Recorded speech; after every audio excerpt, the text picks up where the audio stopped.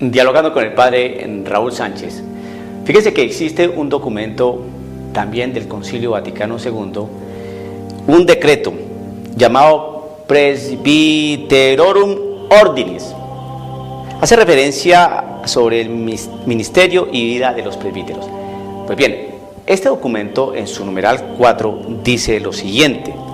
Permítame, yo comparto con ustedes y hace parte de las funciones del sacerdote. Dice así: el pueblo de Dios se reúne ante todo por la palabra de Dios vivo, que con todo derecho hay que esperar de la boca de los sacerdotes, pues como nadie puede salvarse sin antes no cree.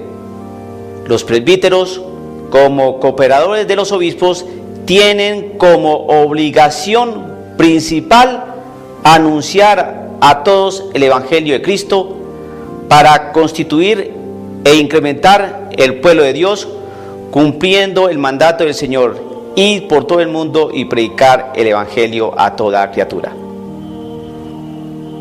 Entonces, por eso es que la Iglesia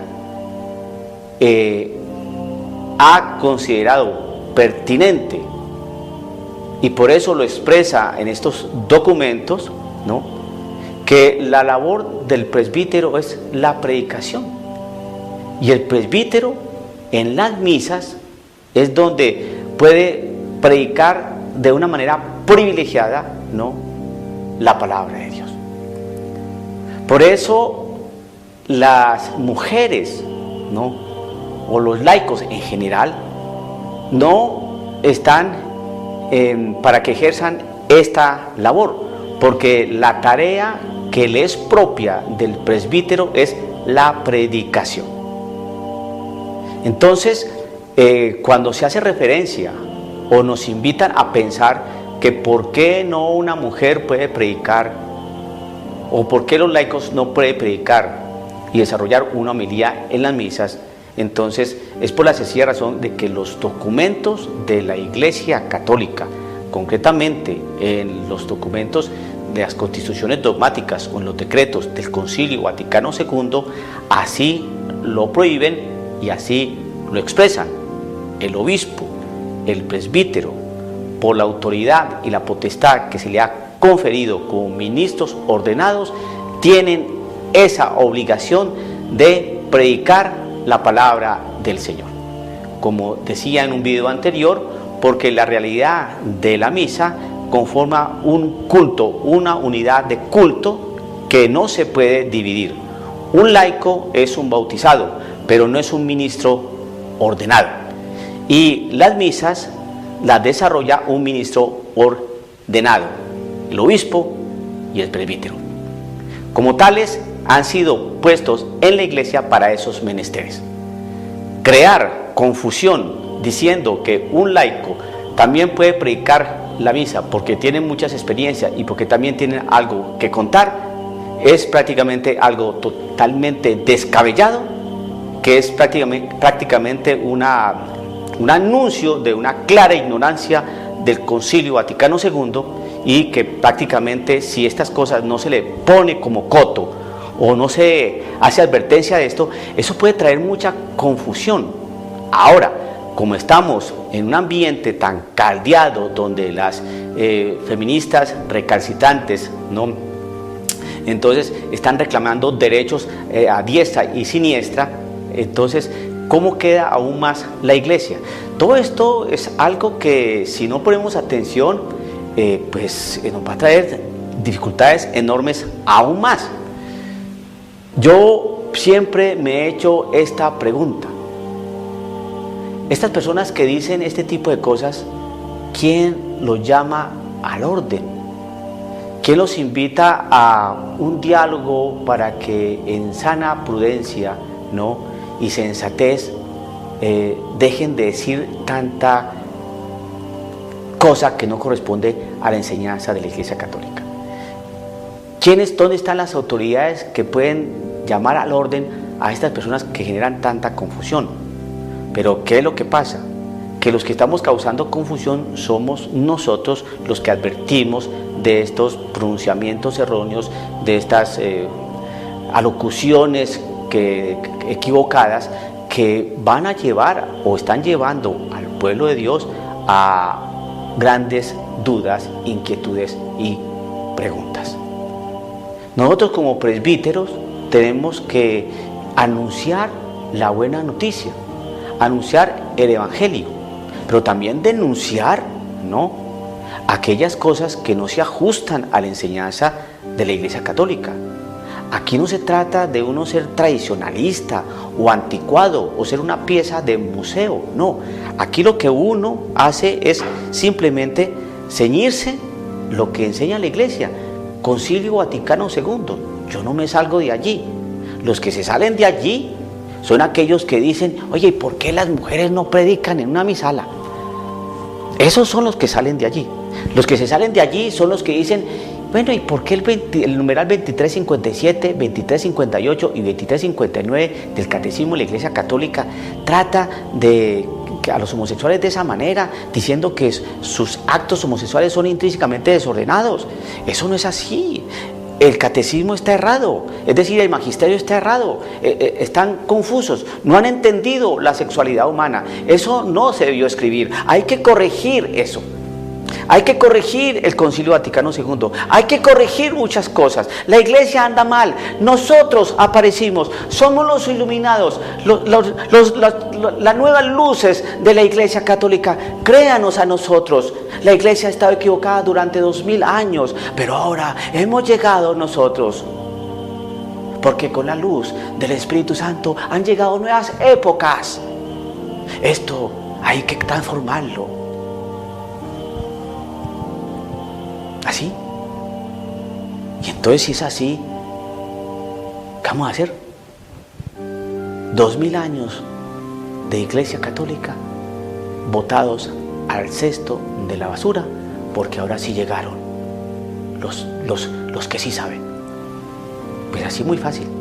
No, lo que pasa es que, si usted no se ha dado cuenta, están protestantizando a la Iglesia Católica.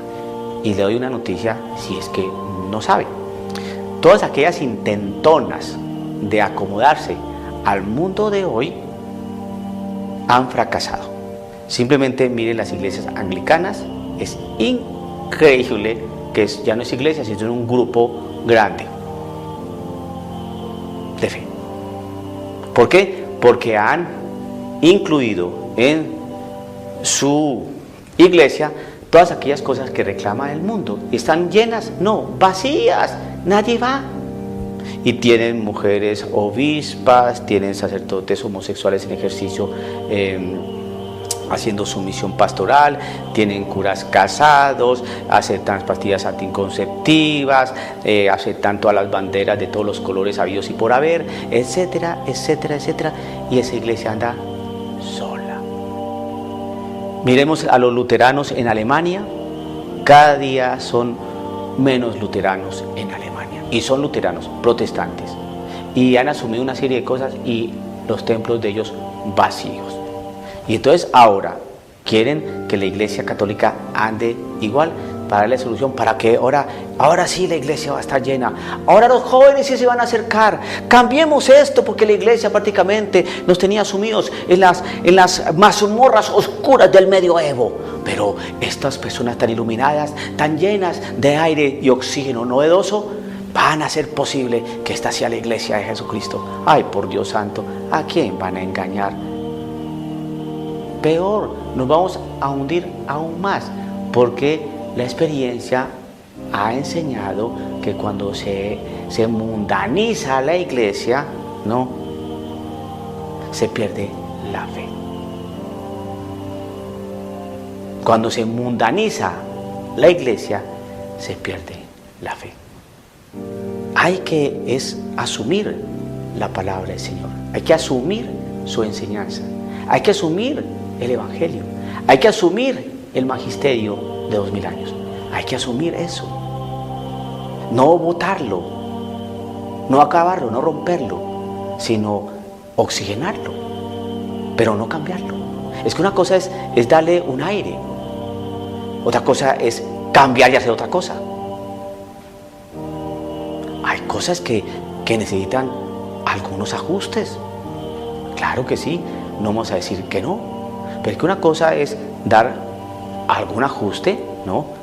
que cambiar la iglesia y su enseñanza.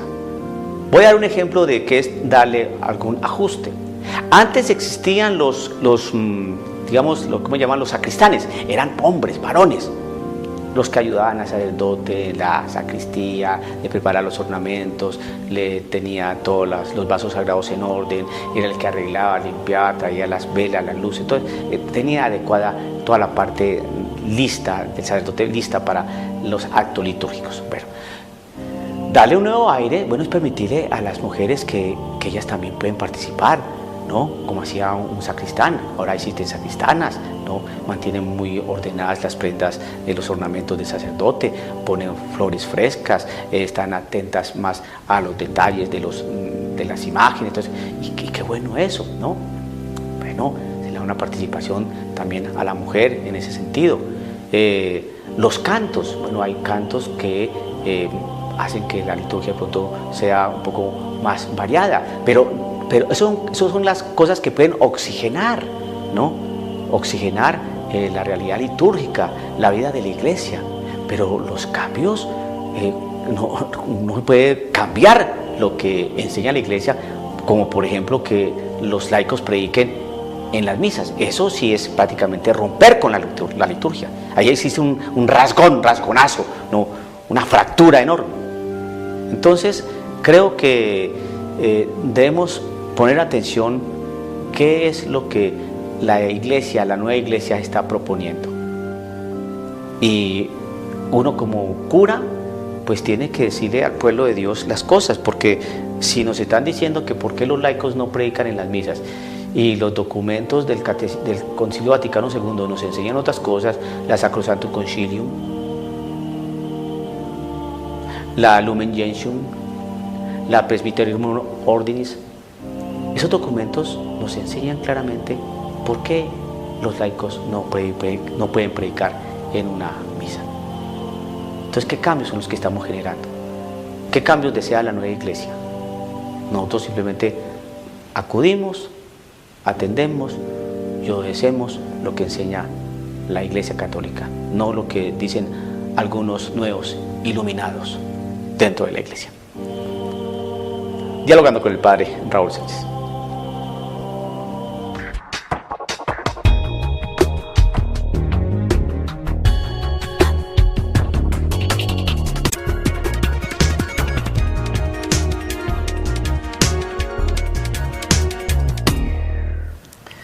Dialogando con el padre Raúl Sánchez.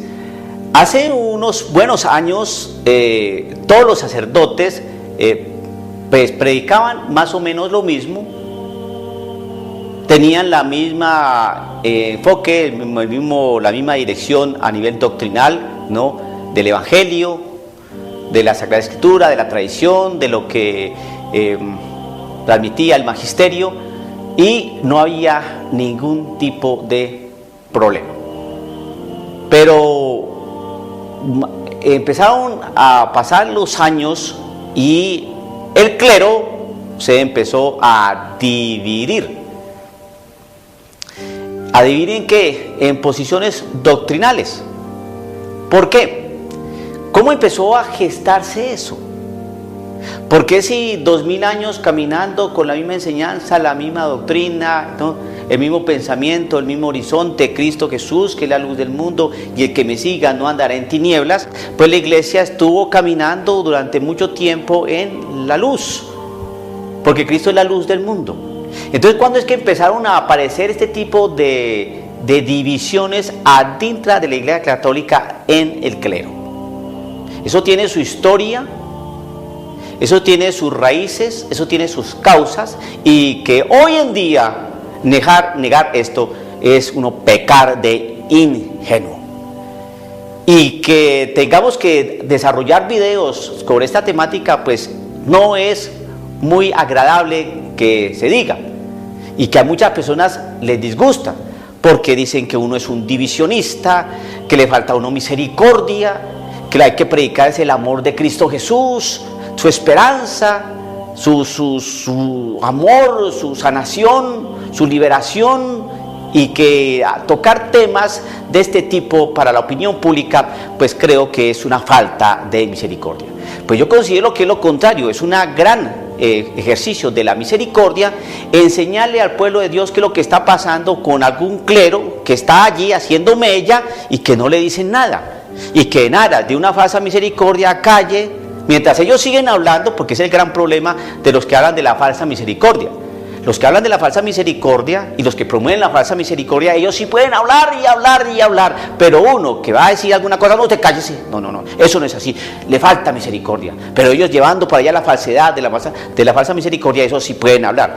Es lo que está pasando con este sacerdote jesuita llamado James Martin, que afortunadamente ya 3 obispos están empezando a hablar y empezando a anunciar lo descabellado y en los despropósitos que tiene este sacerdote James Martin, jesuita.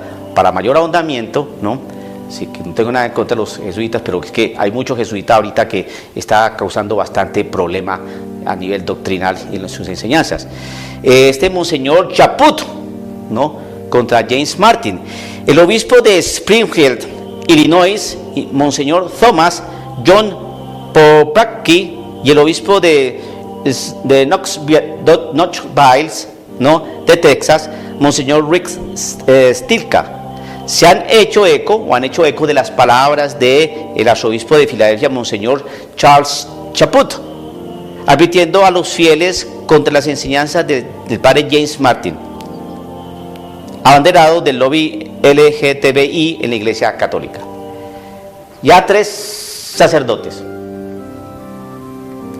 obispos, concretamente obispos, que ya están diciendo algo en contra de las enseñanzas de este sacerdote jesuita James Martin respecto a la homosexualidad.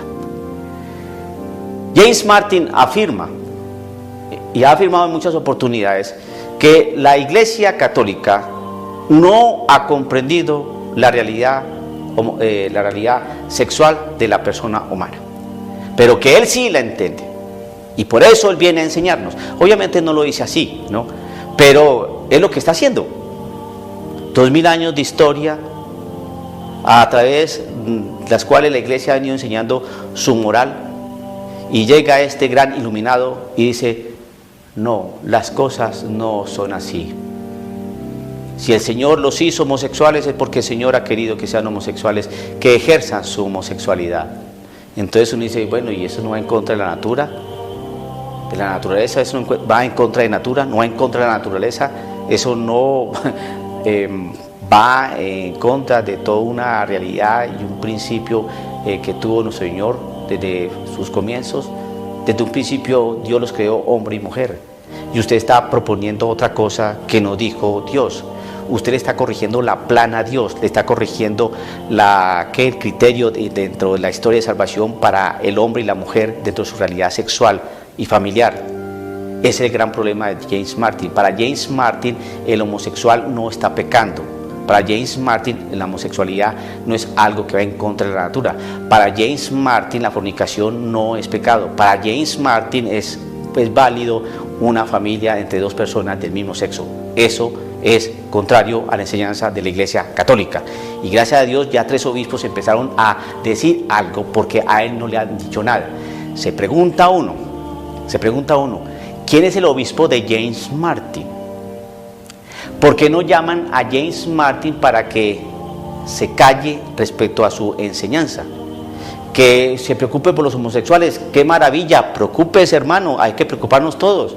Que los quiere ayudar, claro que hay que ayudar a estas personas que sufren tanto con esa situación, que los quiere sacar adelante y los quiere apoyar en todas sus cosas que realizan estas personas. Hombre, me parece que eso es estupendo, ya, pero que favorezca el pecado, que favorezca lo que no es natural, que favorezca toda una situación familiar que no es del querer del Señor, eso sí es preocupante. Entonces, ¿qué es lo que pretende James Martin? Y si estos 3 obispos están ya controvirtiendo lo que enseña James Martin, que estos 3 obispos están ya viendo que lo que está diciendo este sacerdote James Martin es contrario a la enseñanza moral de la Iglesia Católica, ya eso, empieza uno como a decir, bueno, no estoy solo, porque yo llevo ya meses denunciando a este señor en anteriores videos. Porque veo que la gente, mucho católico, cree en los planteamientos de James Martin. Como si la Iglesia estuviera diciendo, no queremos a los homosexuales, detestamos a los homosexuales, queremos que... No, la Iglesia es todo lo contrario. Lo que pasa es que la gente no lee la Biblia, uno, y la gente no lee el catecismo de la Iglesia Católica. Numerales 2357, 2358 y 2359, la Iglesia expresa ahí de manera clarísima lo que ella siente, ¿no? Y asume, y cómo asume a la persona homosexual. Que no exista, ¿no?, ningún tipo de discriminación frente a esa persona. Y estas personas deben ser acogidas, respetadas, valoradas, ¿no? Y deben recibir un acompañamiento para que vivan, ¿no?, como cualquier persona heterosexual, su castidad. Que a todos nos cuesta y a todos nos toca asumir. Pero es que este sacerdote James Martin dice que no, que esos numerales están equivocados, de manera particular cuando la Iglesia define a los actos homosexuales como intrínsecamente desordenados. Y él le cambia la pelota y le hace un enredo diciendo que los actos homosexuales, que la Iglesia dice que toda la realidad homosexual o los homosexuales son desordenados. No, no, no. La Iglesia lo que dice es que los actos homosexuales, es decir, si un homosexual va al cine, eso no es un acto desordenado. O si un homosexual va a tomar café, eso no es un acto desordenado. O si un homosexual va a estudiar a la universidad, eso no es un acto intrínsecamente desordenado. Sino los actos homosexuales, un acto homosexual es tener sexo, ¿no?, con una persona del mismo sexo. O tener contactos que no son naturales. Esos son actos intrínsecamente desordenados. Y eso es lo que la Iglesia dice en el catecismo de la Iglesia Católica, en su catecismo, precisamente advirtiendo a la persona homosexual que reconsidere su conducta. Y ahí toda la comunidad debemos estar nosotros atentos para ayudarlos. Pero ahora, con tantas cosas que dicen, es que los homosexuales, debemos pedir, la Iglesia tiene que pedirle perdón al homosexual. Hermanos, hay que pedirle entonces perdón a todo el mundo, hay que pedirle perdón al ladrón, hay que pedirle perdón al asesino, hay que pedirle perdón a la prostituta, hay que pedirle perdón, porque todos de alguna manera nos hemos equivocado con las personas, con el pecador. Pero es que resulta que el pecador, el homosexual, es pecador, no por ser homosexual, sino por su acto. A ver, un hombre que es casado es pecador, obvio, pero resulta que si comete adulterio, ¿qué pasa ahí? Está cometiendo un pecado muy grave. Y entonces, ¿qué? No hay que decirle nada. No, déjelo así, pues, hombre, su matrimonio no le está funcionando, pues que se consiga una fe por ahí. Pues lo mismo es la cuestión del homosexual, ¿no? Entonces, pues, no le diga nada, pues, pobrecitos. Y el heterosexual, ¿qué? No está llamado a vivir una vida pura, casta, celibataria, o no, acorde al querer del Señor. Todos estamos invitados a eso. Pero resulta que dentro de la Iglesia Católica unos pecados adquirieron estatus. Si tú eres homosexual o eres adúltero, no hay pecado. Eso es según tu conciencia, lo que tu conciencia te diga.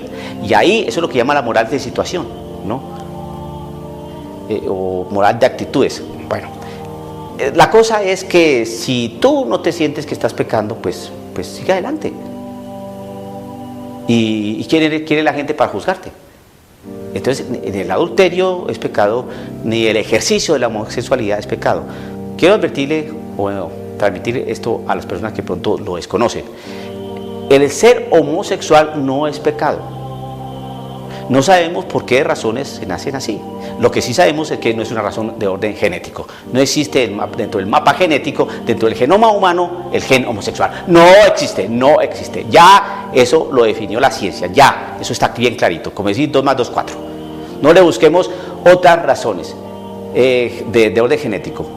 No busquemos razones de orden genético porque no las hay. Hay que buscar las razones en otra parte, el origen de la homosexualidad en otra parte. El ser homosexual no es pecado. Lo que es pecado es el ejercicio de la homosexualidad. Eso es lo que es pecado. Y el Señor Jesucristo viene es por los pecadores. Pero James Martin no necesita de Cristo Jesús, porque para James Martin el ejercicio de la homosexualidad no es pecado. O sea que Cristo no es para ellos en esa parte. Para otros pecados tal vez sí, pero para ese no. Entonces, ¿qué es lo que está haciendo James Martin? Pues está yendo en contra de la doctrina de la Iglesia Católica, porque tiene otros planteamientos, otras directrices, y confunde profundamente a la Iglesia, al cuerpo de Cristo. Este sacerdote James Martin, ¿no?, es una póstula de pus dentro del cuerpo de Cristo Jesús, porque se está llevando por delante a un montón de personas homosexuales que están confundidos, ¿no?, porque no conocen la sana doctrina, y porque de hecho muchos no se sienten representados por las actividades que desarrolla James Martin a favor de este grupo LGTBIHIJKN, ¿no? Muchos homosexuales no se sienten representados, muchos homosexuales no se sienten como acompañados por este movimiento, ¿no? Y entonces, y son homosexuales, y hay homosexuales que trabajan su castidad, homosexuales que trabajan su vida sexual, homosexuales que se dan cuenta que hay un Cristo que nos busca a nosotros para que tengamos una vida acorde a su querer. Pero que este sacerdote James Martin diga que no, que la homosexualidad no es pecado, que el ejercicio de la homosexualidad no es pecado, que la Iglesia se equivocó, que la Iglesia no ha entendido la realidad sexual humana, que el catecismo de la Iglesia Católica esté equivocado por afirmar que los actos homosexuales son intrínsecamente desordenados. Es que eso es lo que dice James Martin, no sé que la gente no sabe de eso. Eso es lo que dice James Martin, y lo invitan a conferencias, y lo invitan a congresos de familias, y los invitan a universidades, y le abren todas las puertas, y todo el mundo lo aplaude, y bravo, no, este hombre es el apologista del homosexual. No, se está llevando por delante a la moral sexual católica, trayendo mucha confusión. La prueba está en que ya 3 obispos se han atrevido a abrir un poco la boquita para llamarle la atención a este sacerdote. Yo no sé hasta cuánto tiempo tendré para que no me cierren el canal, para que me calle, porque eso es lo que pasa, ¿no? Cuando uno dice este tipo de cosas, uno se hace aburrido, cansón y molesto, ¿no? Entonces me cierran el canal, me cierran el Facebook, donde aparezco yo diciendo este tipo de cosas. Pero lo estoy diciendo yo, ya lo dijeron, y con anterioridad ya lo están diciendo 3 obispos. Yo denuncio algunas cosas, como cuando hablo sobre esta realidad de la fraternidad universal, que lo dije hace unos meses, ya se está viendo. Entonces, ¿cómo hacemos? ¿Para qué entonces estos medios de comunicación? Para alertar, para advertir, ¿no? Para anunciar y denunciar. Nuestra labor como bautizados, ¿no?, es desplegar esa dimensión adquirida en el bautismo. Una de ellas, la profética. En el bautismo adquirimos 3 condiciones: la condición sacerdotal, real y profética. La profética hay que ejercitarla, como las otras 2. Pero esta de manera importante, de manera preferencial, la profética. Y el ser profeta es anunciar la palabra del Señor, pero también denunciar lo que no corresponde al querer, a la justicia y al amor de Cristo Jesús, de su doctrina, de su evangelio. Y eso hay que decirlo. Vamos a caer como piedra en el zapato, vamos a caer antipáticos, nos van a decir que somos anquilosados, que somos del medioevo, que somos curas divisionistas, que no queremos amor y misericordia en la iglesia, que vivimos peleando. Piensen lo que deseen, son libres, ¿no? Pero hay que decir las cosas. E invito a todas aquellas personas que nos tildan a nosotros los sacerdotes que decimos este tipo de cosas, que lean el libro de Amós, que lean el libro de Jeremías, que lean el libro de Ezequiel, que lean el libro de Baruch, que lean los profetas mayores y menores, para que usted observe qué le pasaba a estos profetas que anunciaban la palabra del Señor. ¿Y qué le pasaba a estos profetas cuando denunciaban lo que el Señor les mandaba denunciar? Nadie los quería, eran rechazados. Pero hoy, en aras de la falsa misericordia, callad, callad, no digáis nada, asumid, comprended, aceptad. No corrijáis, no invitéis a la conversión, al cambio de vida, al dejar el hombre viejo para adquirir el hombre nuevo. Callad, callad. De alta misericordia, te recomiendo unas duchas frías, unos azotes a las 3 de la mañana en la espalda y que vayas a hacer laudes y maitines a las 5. No olvidéis el pan y el agua como ayuno para que tu cuerpo y tu mente estén más cerca del Señor. Pero callad, callad, que no has comprendido qué es la misericordia. Aceptad todos los desenfrenos, todas las apologías gay, todo lo que sea aborto, eutanasia, ideología de género, feminismo, aborto, legalización de la marihuana, todo vale, porque Dios es ampliamente misericordioso. Callad, callad, profeta de estos tiempos modernos, que no tienes tu razón de existir. De alta misericordia. Dejad a James Martin trabajar equivocadamente, así sea, por esos hombres y mujeres que han decidido arruinar su vida, ¿no? Viviendo de una manera que es contra natura y al querer del Señor. Porque James Martin sabe más que Dios, que dijo en un principio que Dios desde un principio creó Dios al hombre y a la mujer, y que dejará el hombre a su padre y a su madre y se unirá a su mujer, y los dos serán una sola carne. James Martin sabe más que Dios. Pero callad, callad, callad, dejadlo que siga adelante. Dejadlo. Hay que tener misericordia de este hombre. Pero a ti, que dice ese tipo de cosas, al fuego eterno del infierno. A ti, padre Raúl, que dice ese tipo de cosas, vete a freír espárragos. A ti, que denuncias esto, es porque no entiendes el querer del Señor. Nos toca así, caricaturizando, pero las cosas son así. Dialogando con el padre Raúl Sánchez.